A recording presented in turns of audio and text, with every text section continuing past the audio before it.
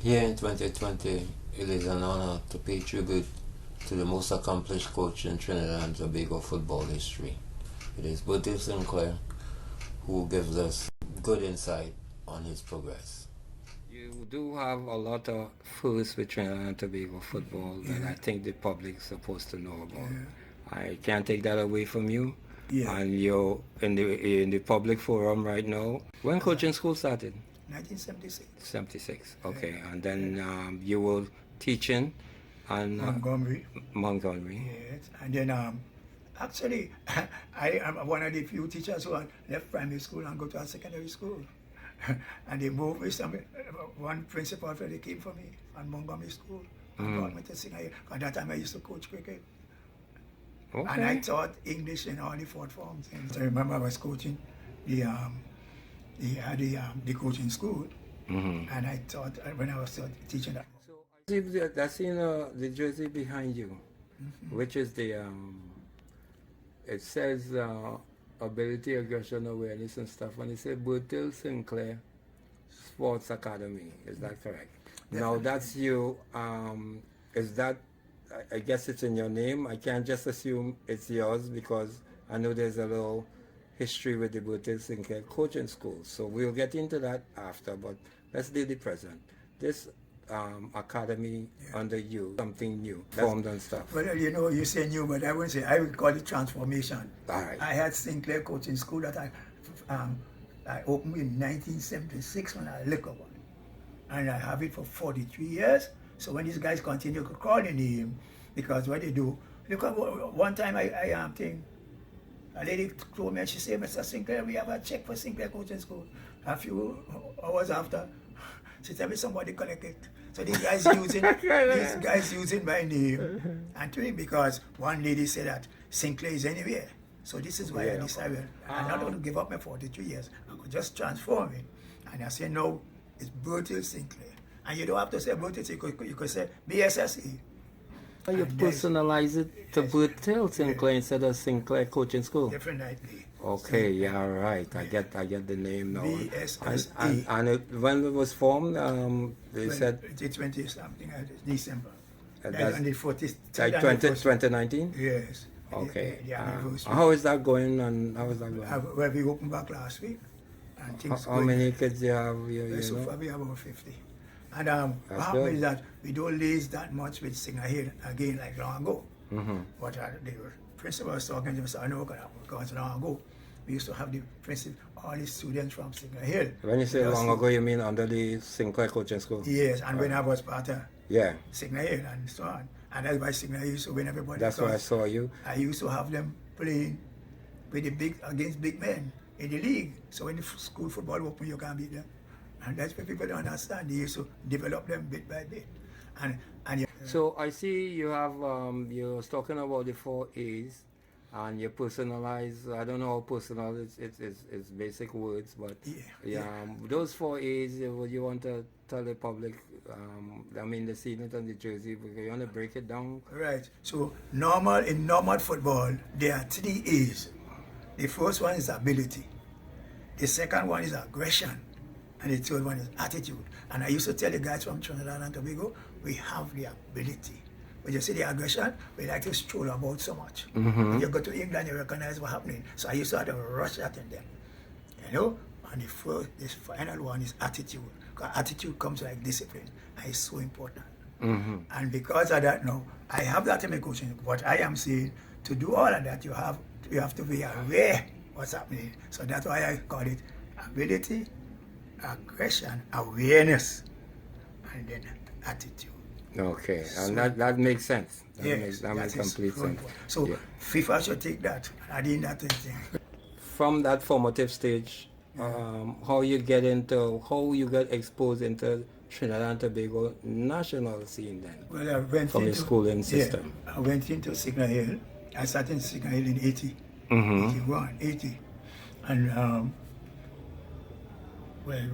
in 80, the lady, the secretary, the Minister of Sports, Ms. Nicholson, brought in the secondary schools in Tobago in it. I remember long ago we used to sing QRC want to go. Right. He didn't have no Tobago team. So we got in there in 80. And they used to have Sanford Net, Sanford No Tech and all of them. We win some team, but Sanford No Tech gave us 8. We never forget that. That's in 80. So that's when you just joined, you go through the growing pains. Yes. And then they took me to coach in national under 13 in 81. And I coached under 13 at I told you. We had Shaka Hislop and Dwight Yorke and Russell Atafi, and I even tell you about Lara. And they said, when the father tell Lara, I screened them this Saturday, and I picked them, and so come back up since St. Augustine this Sunday, and I hear the father tell Lara, if you're going cricket, I'll take you, but if you're going to football, you have to walk. And that is why Lara is the biggest football cricketer. He gave up the football. And that's saying what he was father ended up being a genius. Yes, he made the right choice. Yeah. And as I seen to them, Shaka was a tall fella. Very. Kawadi. Goalkeeper Shaka is. And I say, when you pick the team now, we were going to Puerto Rico, and I picked the team. Dwight Yorke was 10 years old, was around under 13. When I picked him, the manager asked me, I'm going with a little boy. I had to tell him, I said, who picking the team? So he never asked the next question again. And I tell him, when we went to Puerto Rico, Dwight scored a goal. And when the referee went to blow back on him, Dwight there watching the name on the board. Yeah, and so he moved on from that. Yeah, and he was a fellow with the kind of passion for the football. As I tell you, one time I could remember vividly that a morning I went down to Canaan and I passed in and Dwight was there with some big guys with a beer in his hand. He just come back from the same thing. 10 years going to them. When he see me drop down the bed. And you know my thing, and fellas don't understand. When I tell you do push-ups, it's not to hurt you, you know. It's to strengthen your shoulders and they don't understand that. So you go down. So every time you go down, you come up and hit him and you pop, go back down. He say, he have a book there. He wrote, he said that since then he never drank another beer in his life. Because he wanted to be thing. He said, coach told him that you want to be good, you have to do the right thing. And he had the passion for it. So did you move up to the under 15 from the under 13? I went up to the under 16. Under 16? Yes. Was that on the national scene now? National under 16. As I so you do under 13, under 13, under 16, under 19, under 23, and the senior team twice. So you did every national team. Yes, so in 98 we went to the Gold Cup. And I tell you, in all the groups they had 4 teams. And they choosing 2 to go to the second rounds. In our groups they had 3 teams. And they choosing 1. Mexico and Honduras and Trinidad and Tobago. But you know what happened there? We beat Honduras. And we had Mexico live, but they beat us 3-0. So we did not qualify. So in 2002, we had the next Gold Cup. And in our group, we won our group. And we beat the semi-finals of the Gold Cup. So we were playing kind of... Semi-finals of the Gold Cup? Yes. That's an accomplishment. What happened? In the Gold Cup semi-final, the morning when I was coming down the step, the bus parked up there and the guys were in the bus. And Atapi come to me. He telling me that, Coach, that lady come for Dwight and I. And Dwight couldn't play in the game. But the lady, I said, boy, as far as I know, we all travel in a bus. And I come in last. And I tell you 1 or 2 incidents because as I said, and I remain this and I will not change. If you have no discipline, you can beat anybody. And in football, it's a level playing field. What is good for one is good for all. You feel that is why you get this strict old school, this label they try to put on you based on discipline. You know, if you have no discipline, you can be anybody. And I'm saying to you, know how good you are. If you get injured, then we have to play without you. Because on the same Gold Cup, we did not play. Dwight did play because he was injured. So when I get to the bus, the morning, to go in the bus, Angus was right by there. He said, Coach, all aboard. A lot of people sit down there watching me, I kind of wait. So I used to tell Dwight Yorke, and you see what you all do in England? Do the same thing when you come here, or take the next plane out. And this is why sometimes you have to praise Dwight Yorke, Because many times when I say training finished, before you look around, everybody meet outside running to go home. When Dwight Yorke was there, I said training finished. He went back on the field and they all joined him. And he used to tell them that's home lesson. So that's why you can't give up on Dwight Yorke. But when we got the penalty, because you know, when I coaching, I drill the guys to shoot the penalty. Sometimes we put one goalkeeper against the next goalkeeper and pick some players. So the first man was to kick it was Dwight Yorke. And then Latapi. But because I must say, didn't give him the opportunity to travel in the car, he didn't do it. And David Nake tried to kick it and he didn't score it. And that's how we did not go on to the final of the Gold Cup. What was unfortunate, I has a laugh at that, because the guys were getting more money, and I feel without players, you can't have no manager, no president.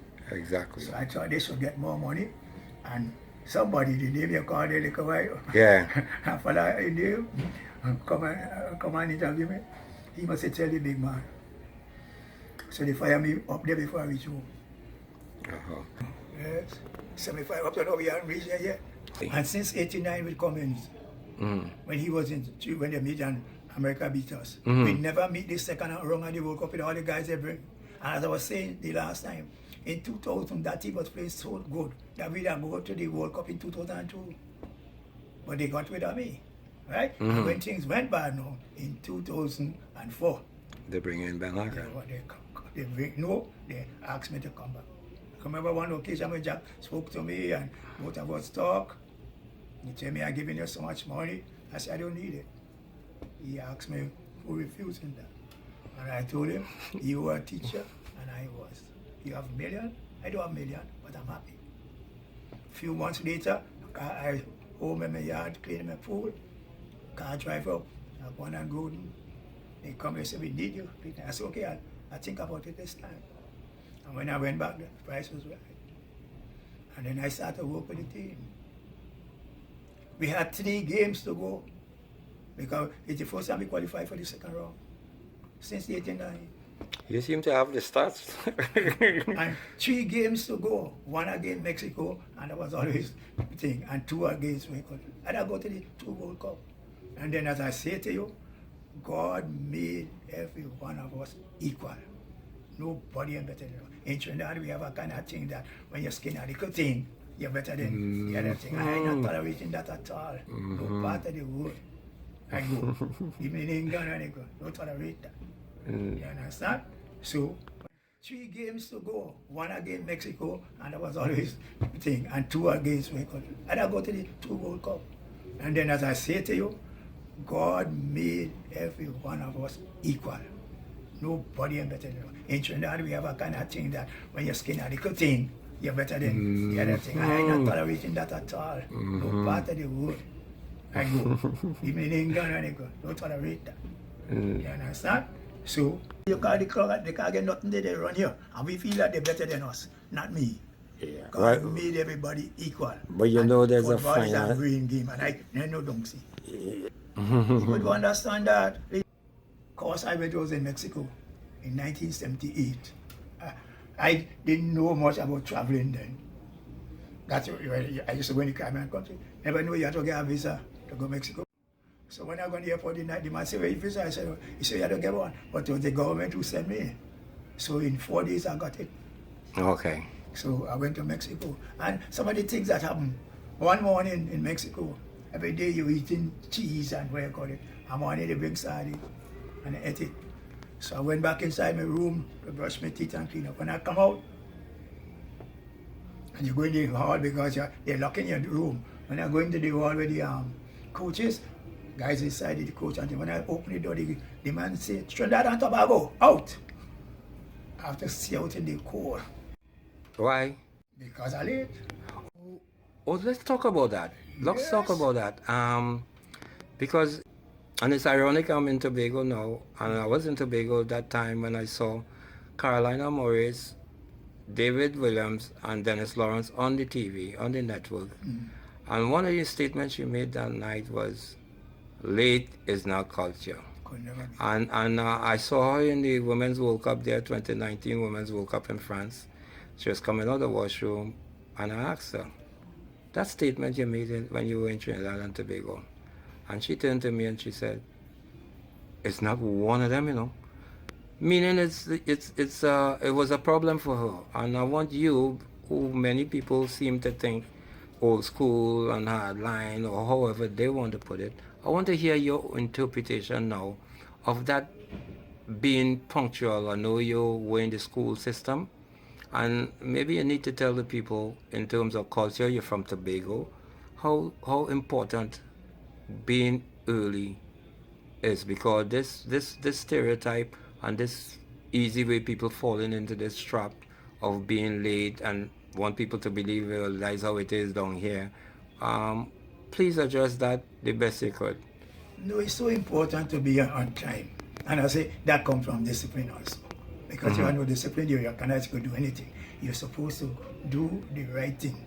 And as I say to kids, if you're doing the right thing, you don't have to look back. It's so important. And I could remember as I was saying that, you know, like, you come in. One morning I could remember coaching the national, I think it was the same under 19. And Angus Eve living down Carnage, and Sherwood living down San Fernando. And he had to take cars to come up the road, and Angus down there. And when we come, Angus was so late, and he made us out there training. We were training. I tell him, run. The guy said he run about how many laps around the stadium. Because it's when we finish training, they say, Angus still running, coach. I'm calling him. And he say after that, if you listen to him many times, he called my name. He never late again. And I will continue to say that. People don't understand this. Children need incentive. I go to remember, and he said that. When I was teaching at Montgomery Government School, when you see mango season, you have to go and run the children to come to school. And when they made me the sports teacher there, because he had a big man there, and they give me a little boy the opportunity, I went to a club in Scarborough and I got about 3 bats, old bats. And I took it to the school, and you know what I told them? Who come to school early in the morning with bat? Sometimes you have to go and try to stop them fighting each other, because they're there. So I try to show people incentive is so important. Yes. It doesn't have to be money all the time. I agree.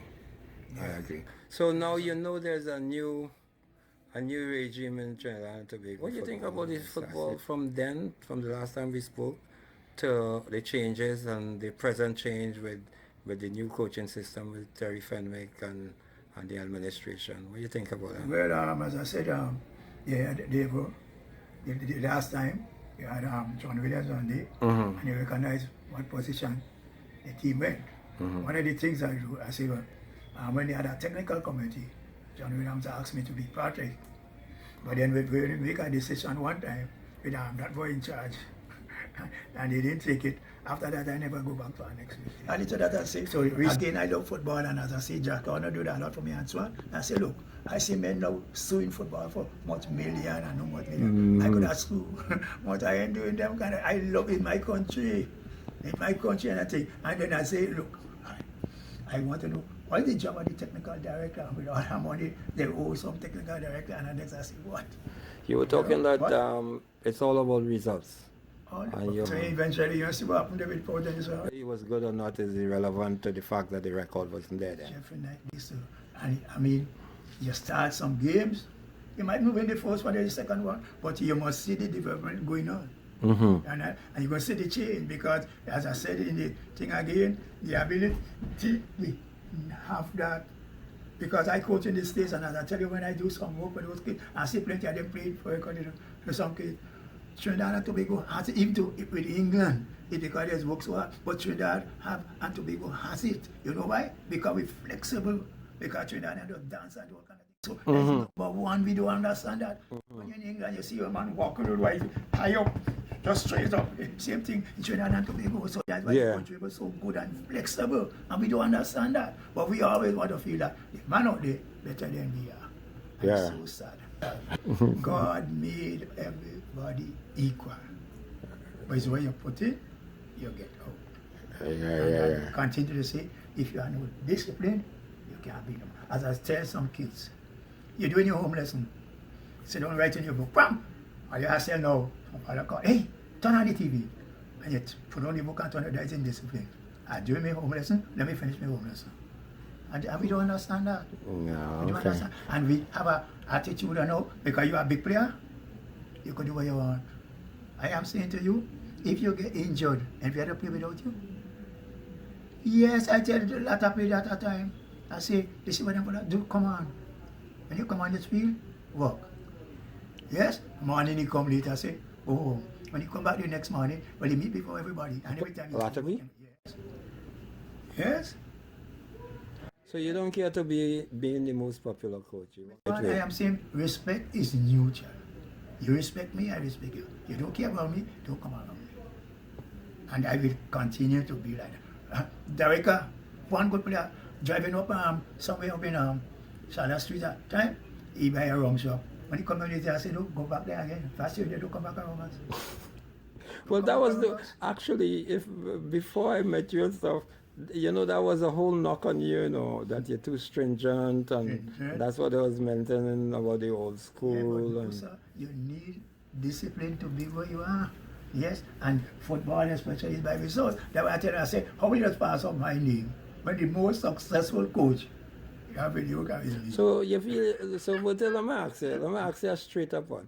You feel you still have it? You feel you still could make a contribution? Mr. Gentleman, Yes. as I say to you that, that's why I give up teaching all that for football, you know.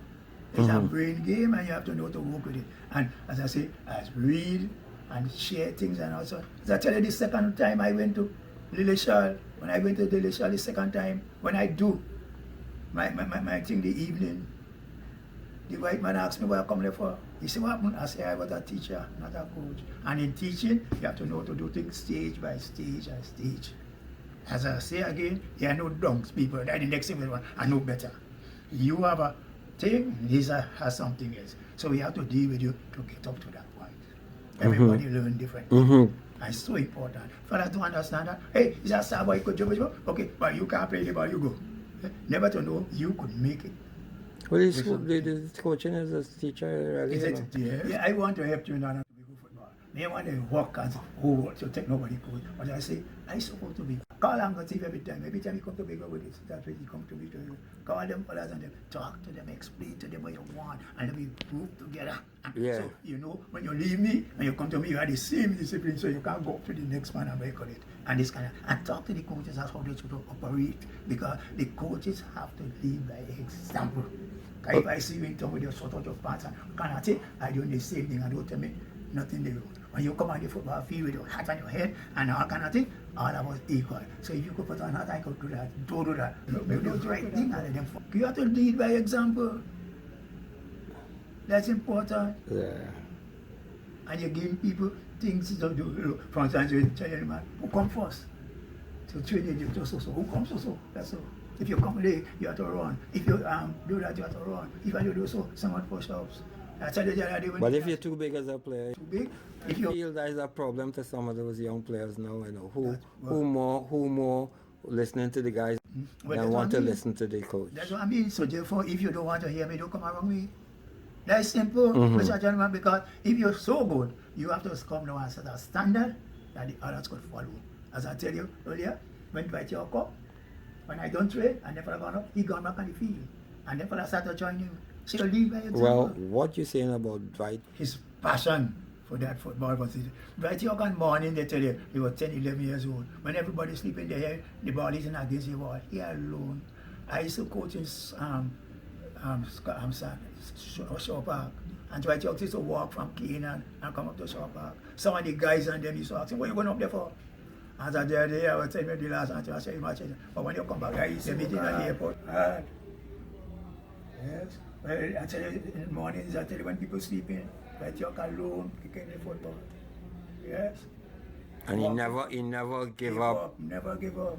Work with it, morning to night. So you were wrong. It's from your training that he was picked up, or how did that work? How did that work? I took him to England. He and a guy we called Calvin Hutchinson to Asandria.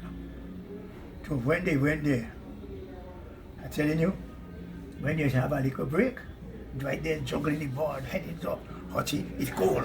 Hutchie fall up his hands up. You know? And Hutchie was a great player. He lived in the States. Right. Bam, when they go for the interview now, Hutchie went in first. And he come out back, Dwight gone in, and Dwight come out, he's starting to cry. You know why? The man say he's taking Dwight and Hutchie had to, and Hutchie was older than him. So Dwight alone had to stay in England, and Hutchie had to come home. And Hutchie was a very talented footballer. I took him in the Gold Cup in the 90s. But I remember I was doing a poker morning with Watford in England, with the big team, and I tell him, join me, because he was in England. Let the coach get to see you, the manager get to see you. You know, later in the day, he tell me, he missed his train. I say, you are not no footballer. When you want something, you have to go for it. You've been in England and you have some UK background. Gentlemen, listen, the first team I coached with is Watford, with Bobby Gould. And I remember one of the top goalkeepers from England came down here and spent a week for me to work with him. And that was in 1980. Okay. I took a guy named Brendan Moore. How did that connection take place in 80? How did you just decide to upgrade your coaching skills? Yeah, or? I took him to Watford, to Mr. Rovers, to try to get a job, to pick their player. And he'd be the first professional footballer coming out of Tobago. And so how you get to do the coaching though? Like, well, he was come to Montgomery School, and then he came to Sr Hill. So we raised funds in Sr Hill for us to go, and both of us went up to England. So, and then while you staying there, you decide to do a little coaching or something? Let me tell you, when we do Mr. Rovers, the coach will have them, I have the eco ones. Sometimes I do a session with the big one, because we spend about 2 weeks there. You understand?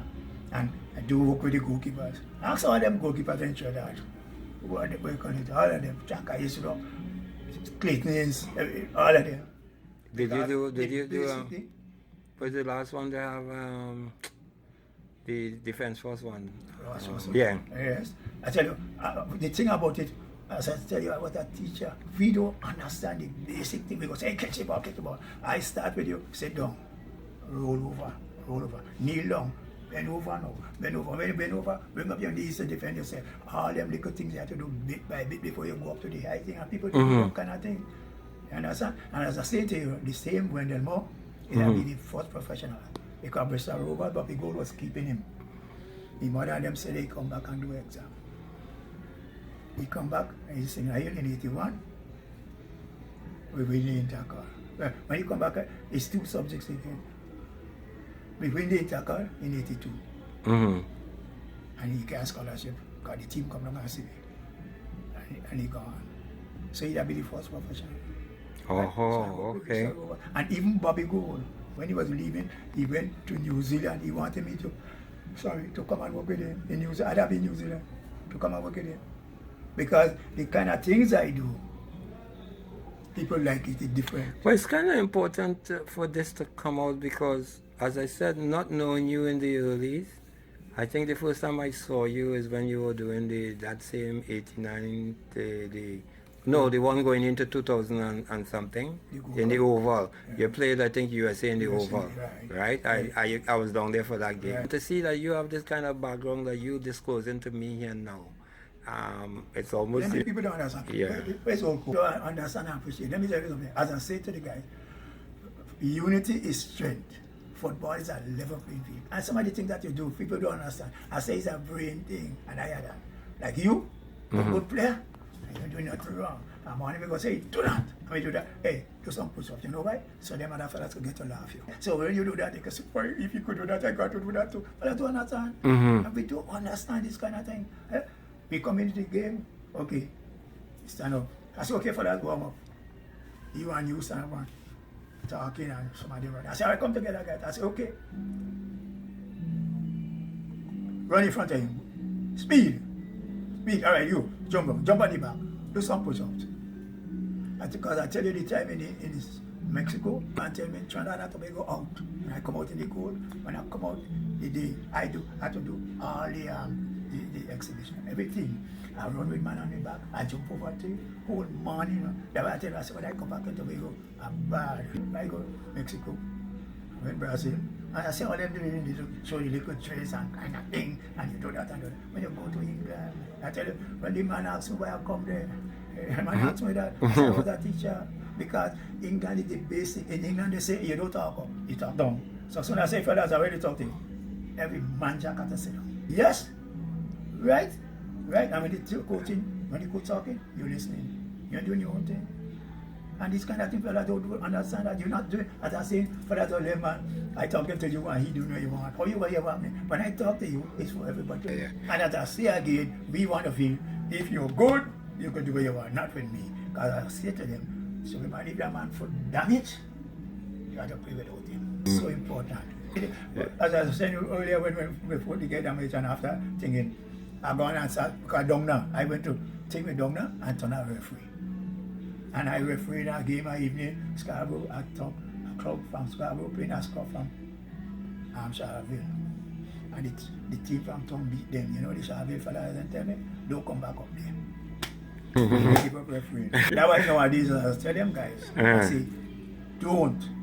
Let the referee, everybody will make their own decision. They say things differently. Don't say nothing to them. Because I say to you, I tell you, when the referee, hey, you can't no game, boy. When the referee, without them, you can't do no game. Yeah. And people see things differently, so you can't say it was not offside and the referee says offside. I mean, if the linesman tells so, but if he tell you foul, he know what you say. You can't tell me no foul. That's why I said my players don't argue with them, you know. Or that I said you off. And we allow man want to fight referee and all kind of thing now. This is too bad. I tell you that I watched two guys from South play, fighting each other. Them zone and thing with them. Fellas, football is like when you don't play, you're hugging up people. I say because, what is it? Sports is that thing that bring unity, that bring people together. You go play a man from England, you never see me in life. When you're done the game, you come shake your hand. That's correct. See, and we don't understand that's that. correct. So when we play you, if we win you, you shake your hand or you shake your hand and smile. A man ain't go want to when a man tackle you sometimes. He doesn't want to kill you. But I mean, you make an error. Yeah. Make error. You want to fight him for that? So and all these things that we do, tell the players and then we let them do what they want. Because when you're good, you could do what you want. I want to close this off by asking you one time again. Yes. So you figure you have something to still contribute to Trinidad and Tobago football. Definitely. All right. Right So now I should have been the Cayman Islands coach and I tell you. But I say, I want to work on it. And every year I go to the States. And look at here 2 years ago. I coaching. Because I was really book the paper there. I do the elite program. 100 trainers sometimes, I coaches with me. I tell you, yes. So when we're doing the final stage, the man just put me in charge. So yeah, 100 or something training. So we're doing it on the car park. Some drills. Mr. Gentleman. First thing, when they were the other coaches, they do what they want. So now they come with me as a fix-up. All man jump on that. In front of the boss man, in the pants. And we drill them. When I'm done, this right hand nearly break off. The first one come to me, he tell me, you work us hard, but we love it. yeah. After that, the parents and them come so. Because you know when you see a boy, you see mother, father, sometimes grandfather. That's right. That's right. That don't happen down here. And that's why sometimes I just put them, people don't in position. Mr. St Clair, you have to establish that because that is another thing I see down here that even in my event last weekend, I was saying, you know, if I was doing this, I'll do it up there. You know how much launches is here this side of the field? You know what you're talking about. Right? And when you go to South Carolina, it was, as I said, coach Atlanta, South Carolina, North Carolina, and Tennessee. We have learned the soccer academy. I don't do the elite program for him. Oh. And you know what my just pay for the elite 6 USA.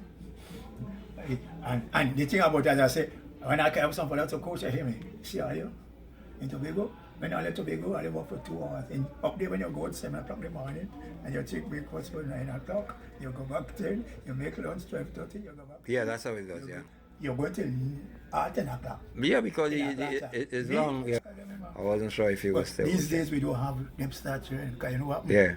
In America now they change the time when children could change, you know, all them should go train. University, long time you could have trained, because I used to bring down the teams down here and all of that. But now you can't train until the school open, remember? Because of that, all the children are changing with the school. So the campaign as big as it used to be. Okay. But you know, it's a good thing you tell me that. Because that's why I asked if you could still do it, you know. I thought you're running without gas, you're just running on fumes. You know Frankie Mohammed? I know the name. He just coach up in Canada. Up there last week, he break me, really want me to come up there. You serious? Watch. That Josie, whatever Josie, you have to know that. It's a week. Yeah, that. That don't do so. So I give them training. I just put that work on it. He brings some kids with it. I give them training. So is that chance to come in Canada too? Yeah. Is that... People don't understand that, man. As I say to you that, and them fellas are weird as well. Look, I'm on in. That man, Ike Ferguson and I coming down the steps.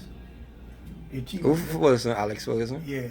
Okay. The team out there training. So you're now telling me about Alex Ferguson, but you guys a big man name you have there. Dwight Yorke and Andy Cole below the step there. But they hear Alex come up, they gone out running out. But you know when the manager come, the team had to come in. Mm-hmm. So the coach bring them in. He tells Dwight and Andy, continue. Them run till midday. When we gone back, you know, we take lunch, everybody just take lunch together, we take lunch.